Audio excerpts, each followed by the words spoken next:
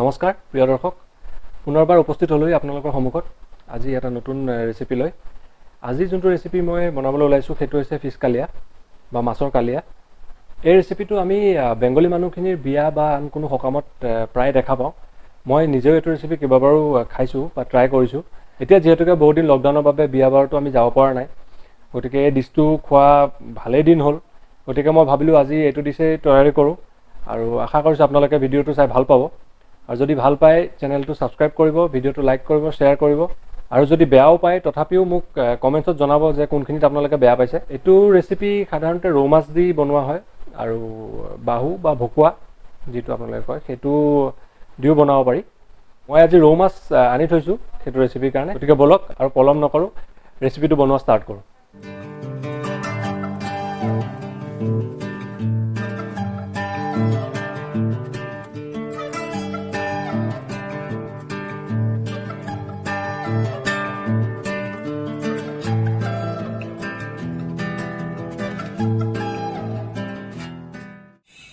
ৰেচিপিটোৰ কাৰণে মই 400 গ্ৰাম মাছ আনি থৈছোঁ এতিয়া মই মাছখিনি মেৰিনেট কৰি ল'ম ইয়াতে সেইকাৰণে মই আধা চামুচ নিমখ আধা চামুচ হালধি আৰু আধা চামুচ কাশ্মীৰী মিৰ্চ পাউডাৰ লৈছোঁ এইটো অপচনেল হয় এইটো নিদিলেও কথা নাই এতিয়া মই মাছখিনি ভালকৈ মিক্স কৰি ল'লোঁ লৈ পেলাই ফ্ৰিজত আধা ঘণ্টাৰ বাবে মেৰিনেশ্যনৰ কাৰণে ৰাখি দিম আৰু এয়া মই ইয়াতে দুটা ডাঙৰ পিঁয়াজ কাটি লৈছোঁ সৰু সৰুকৈ আৰু লগতে অলপ আদা নহৰু লৈছোঁ এইখিনি মই মিক্সাৰ গ্ৰাইণ্ডাৰত এতিয়া মিক্স কৰি ল'ম এটা পেষ্ট বনাই ল'ম এয়া চাওক মই পেষ্টটো বনাই ল'লোঁ এতিয়া মই কেৰাহীখন গৰম কৰিছোঁ আৰু ইয়াত দি দিম অলপ ৰিফাইণ্ড অইল তাৰমানে মই অলপ পিঁয়াজ কাটি থৈছোঁ সৰু সৰুকৈ কুটি থৈছোঁ আমাক এইটো ৰেচিপিৰ কাৰণে অলপ ফ্ৰাইড অনিয়নছ বা ভজা পিঁয়াজ লাগিব গতিকে মই আপোনালোকক দেখুৱাই দিছোঁ যে আমি ভজা পিঁয়াজটো কেনেকৈ তৈয়াৰী কৰিম এয়া পিঁয়াজখিনি মই ইয়াত দি দিছোঁ মিহি মিহিকৈ কাটি আৰু এইখিনি আমি ফ্ৰাই কৰিব লাগিব অলপ মিডিয়াম ফ্লেমত দি লৰাই থাকিব লাগিব যাতে পিঁয়াজখিনি লাগি নাযায় এয়া চাওক আমাৰ ফ্ৰাইড অনিয়নছ ৰেডি হৈ গৈছে আৰু এই যোনখিনি ক'লা হৈছে আপুনি সেইখিনি পেলাই দিব নহ'লে অলপ তিতা হ'ব পাৰে এতিয়া মই মাছ কেইপিচ ফ্ৰাই কৰি লওঁ এয়া ইয়াতে মই ফ্ৰাই কৰিবৰ কাৰণে দি দিছোঁ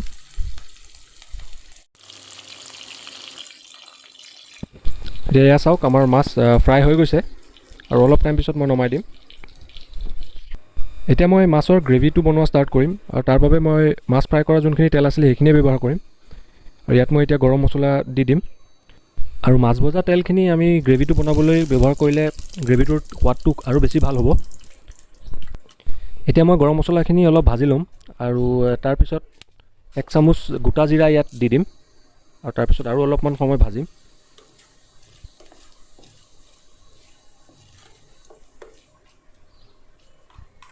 আৰু এতিয়া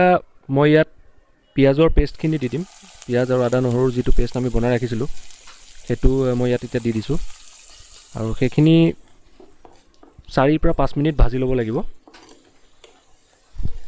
এতিয়া 5 মিনিট ভজাৰ পিছত মই ইয়াত আধা চামুচ ধনিয়া গুড়ি দি দিছোঁ আৰু লগতে কাশ্মীৰী মিৰ্চ পাউডাৰ 1 চামুচ আৰু লগতে আধা চামুচ হালধি এতিয়া মই মিক্সাৰখিনি ভালকৈ লৰাই ল'ম অলপ সময় আৰু তাৰপিছত ইয়াত অকণমান মাজে মাজে পানী দিব লাগিব যাতে মিক্সাৰটো লাগি নাযায় 2 পৰা 3 মিনিট এইখিনি আমি ফ্ৰাই কৰিম আৰু এতিয়া মই ইয়াত 4টা বিলাহী এড কৰিছোঁ সৰু সৰুকৈ কাটি লৈছিলোঁ আৰু এইখিনি মিক্সাৰৰ লগত ভালকৈ মিক্স কৰিব লাগিব আৰু অকণমান লৰাই লোৱাৰ পিছত ইয়াত মই এতিয়া প্ৰয়োজন সপক্ষে নিমখ দি দিছোঁ আৰু নিমখে বিলাহীখিনি গলাবলৈও সহায় কৰিব